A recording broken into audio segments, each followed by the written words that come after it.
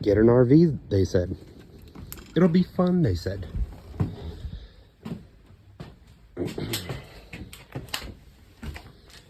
Currently diagnosing a microwave that decided it does not want to work. Already checked the switches. Already checked the thermal fuses. Already checked the fuse. It's good to go. So I'm like, what the heck?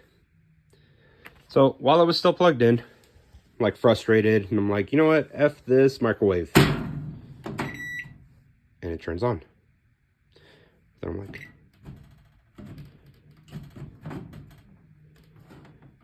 if you just push on it just right, it'll turn on.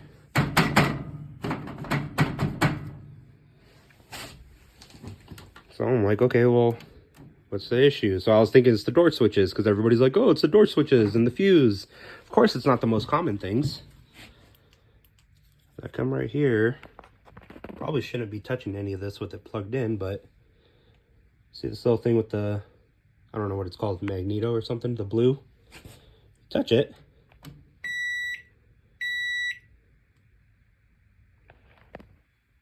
Microwave turns on.